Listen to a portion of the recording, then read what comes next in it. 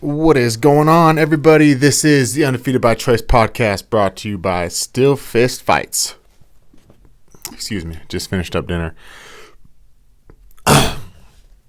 We have our fight coming up February 21st, Salt Lake City, Union Event Center. Steelfist card, Rectify. Main event, Cole Schaefer, Nick Martinez. It's going to be a great card. I'm super excited for this card. Just as usual, as I started doing with these solo podcasts, I'm going to talk a little bit about UFC, everything. I promised that I was going to talk about more than UFC, but I don't really have anything to report. There's only one event going on this weekend as far as the big shows go, and it's the UFC. And I did want to talk about this card. I can't find a good place to put this mic without having a shadow. Is that going to work? I did want to talk about this card mainly because nobody else is talking about it. I don't know what is going on. It's Wednesday or it's Tuesday night. And the only outlet, the only, source of MMA, and this is like probably one of the least the lesser of the sources, because Joe Rogan doesn't really, he'll bring up fights, but he doesn't really get into detail. He doesn't really break down fights a lot. That's, he leaves that to everyone else. He does all the breakdowns when he's actually commentating, but he did bring it up in an interview with Rashad Evans today. They talked about the Jan Blachowicz and Corey Anderson fight. Man, I can't even. It's hard for me to even talk about this fight. That's how little I've heard about it. Is I don't even know their names. That was the only outlet I really heard report about it. Brandon Shaw put out a thing yesterday. Didn't even talk about it. I'll be honest. I didn't watch the entire episode of his Below the Belt, so he may have talked about it. But from what I saw, I watched a lot of it, and he hadn't mentioned it yet. Luke Thomas hasn't come out with anything. Chael Sonnen hasn't come out with anything. Ariel Helwani interviewed Jan yesterday, and that was about it. No Corey Anderson. That was about the only time he really talked about it. Really, everything that everyone's talking about is the John Jones Dominic Reyes fight, which, it's a great fight, and it's fun to talk about, and it's fun to discuss. Was it 3 rounds to 2? Was it this? Was it that? But bottom line is the winner of this weekend's fights has been, as far as we know, has been promised to the next 205 lightweight title bout. So, this fight carries a lot of weight. This fight has a lot of, indications for the winner. The winner could be taking on John Jones real soon. So, the fact that we're less than 7 days away and no one's talking about it. And then when they do talk about it, there's not really any breakdowns about it. And there's not really a whole lot of discussion about it. I think, and in my opinion, I understand it's not really that exciting of a fight, and I think everyone kind of sees it the same way I do, in the mindset of this fight's going to go one or two ways. It's either going to be a good fight and a fun to watch fight, but not like an instant classic, not like we saw this weekend. It's either just going to be a good fight that probably we won't have a lot of memorable moments, but it'll be a good fight, or it's going to be just a boring fight. Both these guys have quite a few decision fights on their record. Corey Anderson, everyone's talking about how he's so mad and he's so hungry and he's got a chip on his shoulder and he's this and he's that, and which could be true, but his last fight he had an impressive knockout against Johnny Walker. But Johnny Walker he was hyped. He was built up before he was ready. He was promised to be something that he really wasn't yet. I personally, I just was never really that sold on him. I thought he was good. I thought he had a lot of potential, but I thought he was nowhere near where everyone else was saying he was. Like, I thought he was nowhere near title shot. I thought he was nowhere near a contender for the title, top 5. No way. He was still so young. He hadn't been challenged. He hadn't been in deep waters yet. He hadn't had anything. He had a few easy fights, and it drives me nuts when we do this. Like, let them develop. Let them develop. This is, I think about like in other sports, you got like Aaron Rodgers. How long did he sit on the bench behind Brett Favre, learning, studying, being a part of the game, being there before he ever stepped on the field? Then when he stepped on the field, he was amazing. Everyone's like, why haven't we seen him the whole time? Well, it's because if you had put him in right from college, he would not have been as great as he was. He had to sit, he had to learn. Now in MMA, you don't sit and learn, but you can build your way up. You can build your way through. If he's as good as we think he is, he's going to run through everybody, at the tail end anyway. He's going to work his way up, and he's going to get there eventually anyways. So what's the point of rushing him? What is the point? Because he makes it to champ, and then we're happy for 2 seconds, then we want to watch him lose. How many times did we see that with John Jones? We all wanted him to get a title shot from the beginning. We saw his potential. We saw how good he was. He went. He did it. He wins the title. And then all of a sudden, everyone wants him to lose. Let's put him up against the toughest guy. Oh, he hasn't beaten a wrestler. Oh, he hasn't beaten a good boxer. He hasn't beaten this guy. He hasn't beaten someone with good cardio. He hasn't fought someone as tall as him, as long as him. Like, we build these people up. We want them to get there so fast, and then we want to see them fall as soon as they get there. So let Johnny Walker build up and get there. But we wanted to get him there sooner. We threw him against Corey Anderson, who's a complete beast, and Corey puts him to sleep. And when I say Corey's a complete beast, he wins a lot of fights in decision. He knows how to grind out a fight. He has good pressure. He's got great wrestling.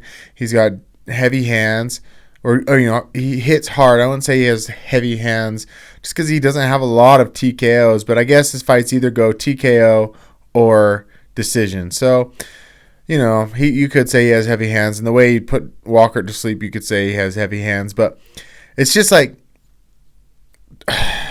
do I think that's the guy to beat John Jones? No. And then you got Blachowicz. Again, a few decisions, but more knockouts. And he knocked out Thiago Santos, who Jones did not knock out. Jones went to decision with.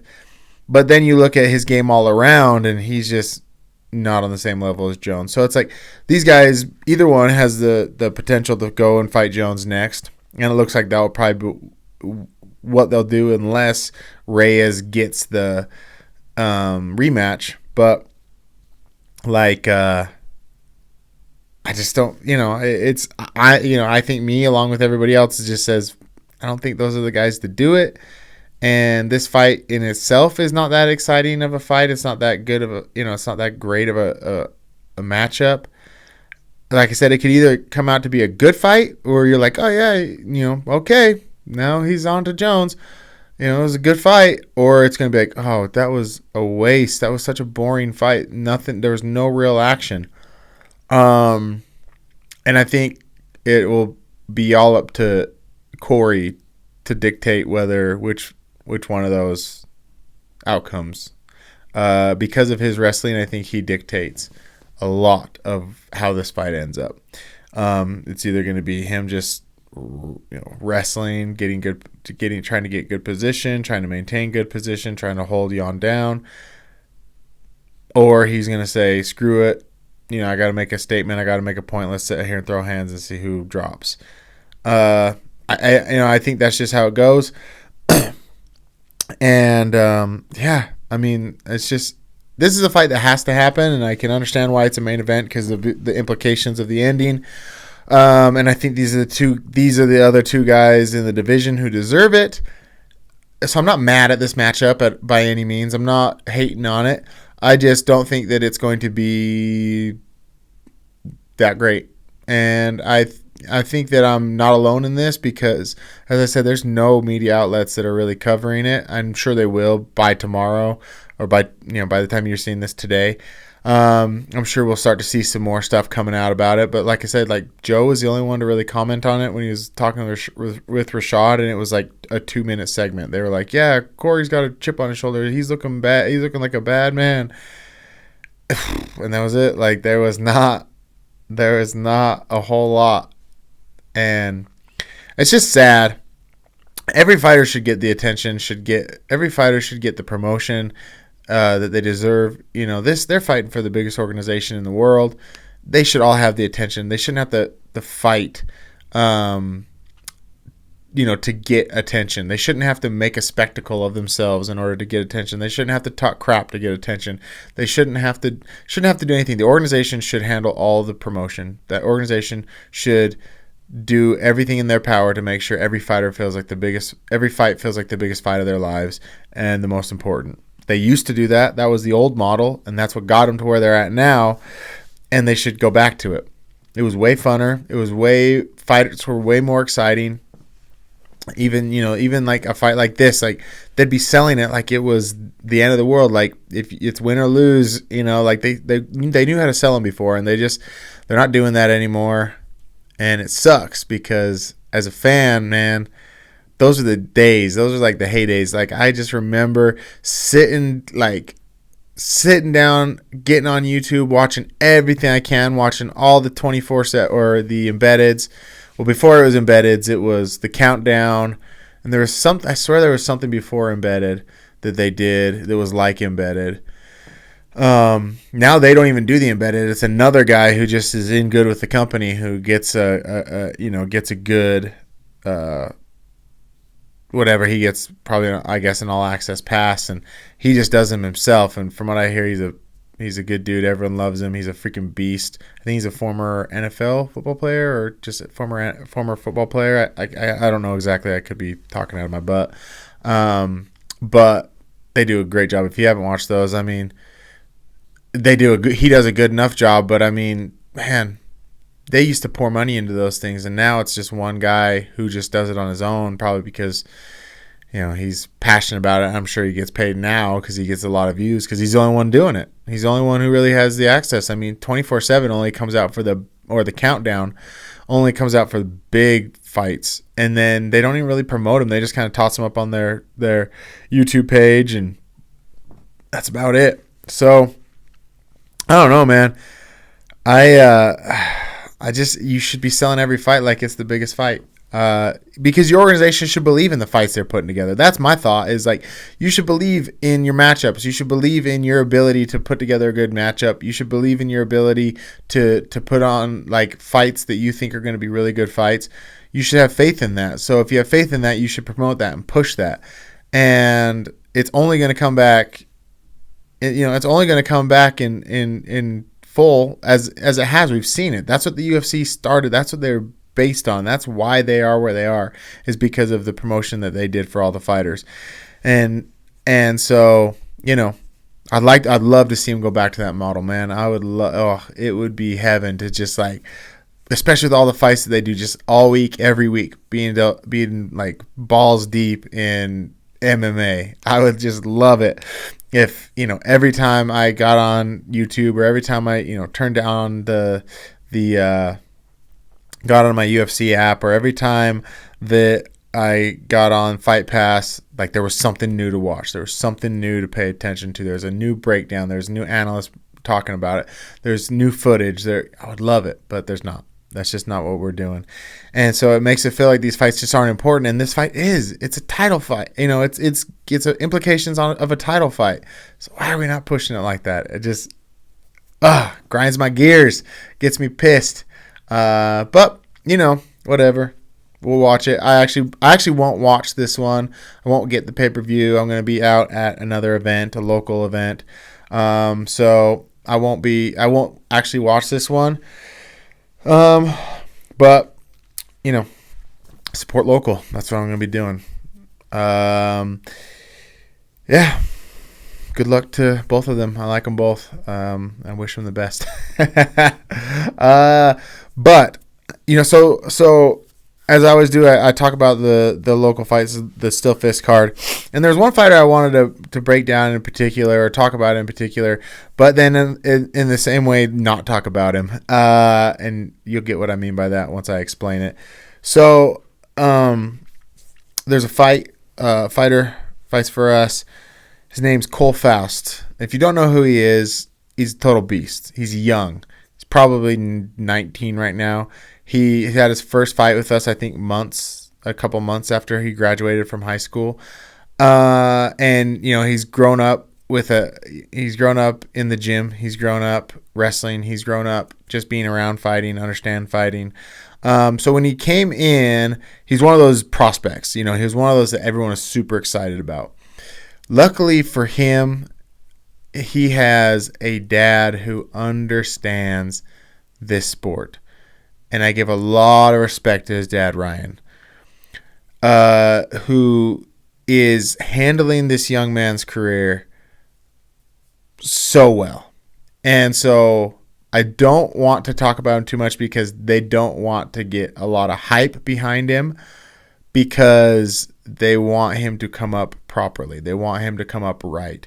They don't want to shine all this spotlight on him while he's still learning this process, while he's still going through the pitfalls of early fighting and stuff like that. And so he's just taking his time, and he's not, trying to just they're not taking easy fights by any means. They're taking whoever is thrown at him, but they're wanting to do it right. So and what I mean by that is, so I remember when his very first fight, he was coming out, and his whole camp was like, he could go pro.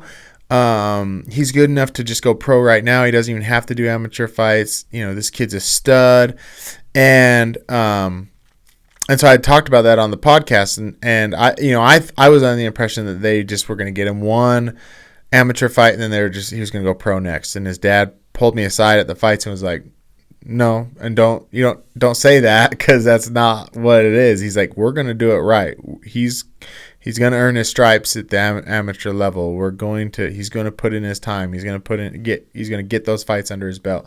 He's going to get that time under his belt." And I was like, "Oh, okay, all right, cool, yeah." And so, I got on the next podcast and I brought it up. And then he has his second fight, complete dominance again, just looking like a world beater, just very confident, very comfortable in the cage, very comfortable with situations, great transitions, not getting desperate to get a finish, but then always finding the finish. And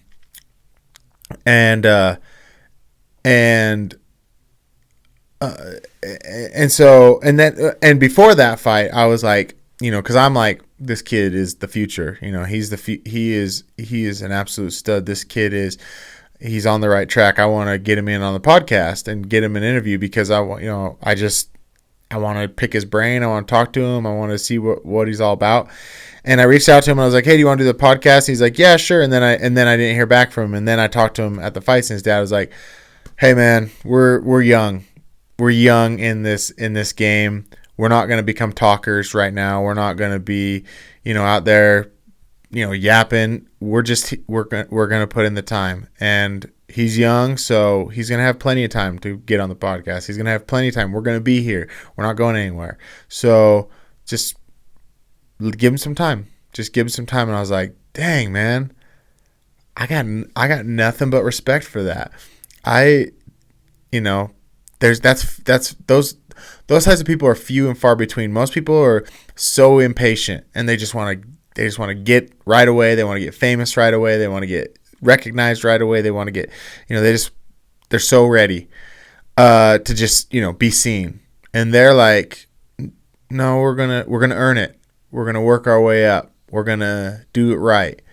We're not going to throw them in the spotlight. We're not going to have everybody, we're just going to do it right." So out of respect for them, I don't, I'm not going to bother him about being on the podcast. Whenever he's ready to come on the podcast, my doors are open, because I really do see so much potential in this young man. I see so much, I just see a lot of good things coming out of him. I get very excited to see him fight and to see what he brings to the table each and every time. And from what I hear, he's just the most respectful young man. I mean, every time I've met him, he's been super respectful. But I'm with the organization, so I understand why. I'm with the promotion, so I understand like why. But everybody I've ever talked to who talks about him just speaks so highly of him. He's just respectful. He's confident. He's intelligent. He's ready for this. He's ready to start this career and to get it rolling. So he had an opponent who I was excited about, and then for whatever reason that opponent dropped out, and I'm not too sure on who his new opponent is. I know I heard his name once and it slips my mind right now. I don't know too much about him, but this young man, keep an eye out for him. Keep an eye out for him. That's all I'm going to say. I'm not going to say, go and, blow him up, because he doesn't want that right now. What I'm going to say is you keep your eye on him, because he's something special. He knows what he's doing. And he's gonna be one that you're gonna want to pay attention to his career and see where it goes. And February 21st is a good time to come out and see what he can do. He'll be fighting for us that night, Saturday night, February 21st at the Union Event Center for Steelfist fights. And man, I'm excited. Like, he's another one I'm super excited about. There's a lot of fights on this card that I personally am very excited to watch. I'm very excited to see, and see what a lot of these fighters are going to bring to the table. So, yeah,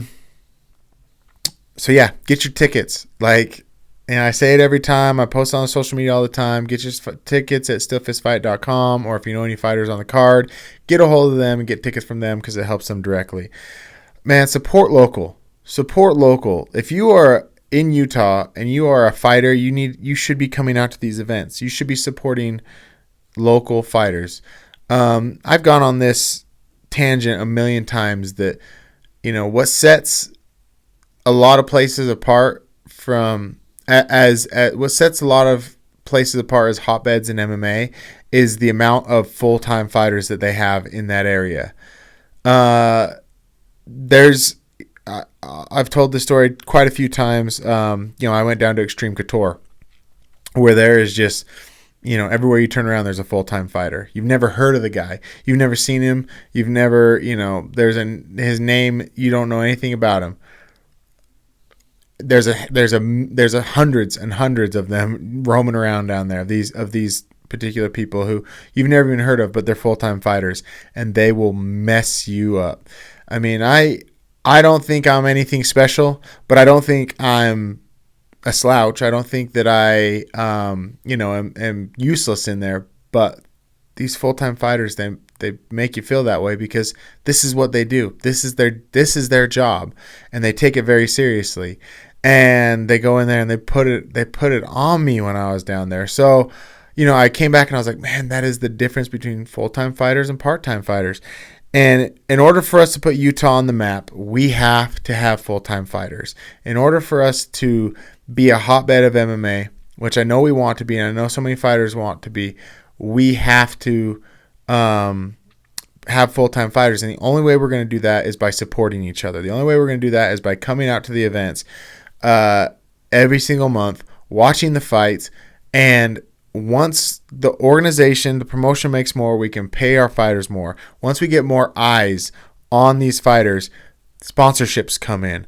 Once we get more people, following these fighters on their social medias and, making them, local stars, the only way that we're going to get them to be full-time fighters is if we get people in, eyes on them, people seeing them, people enjoying them, companies watching them, companies supporting them, butts in seats, organization pays them more, they make more money off selling tickets, whatever. The more people we have in there, the better chance we have of having full-time fighters here in Utah.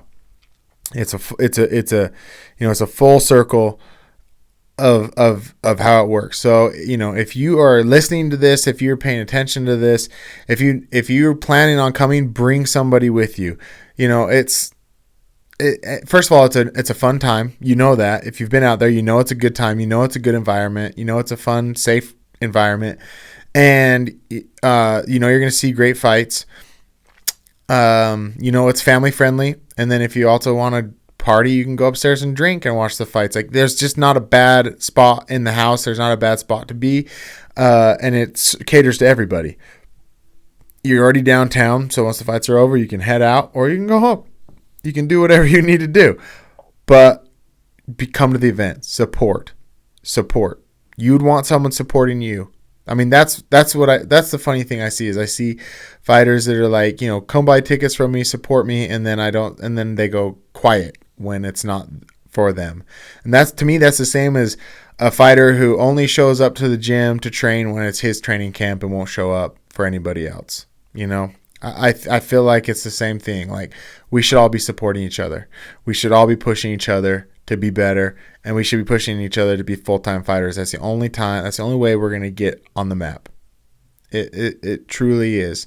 So I'm going to get off my soapbox. I'm going to get down. I'm going to go to bed. I'm tired. I just got done with practice a while ago, and I'm tired. Surprised I got through this as much as I did. But everybody, get your tickets. Come support this card, February 21st. We're less than 2 weeks away. Today's is going to be a doubleheader. You're also going to get the Cole Schaefer interview coming out today.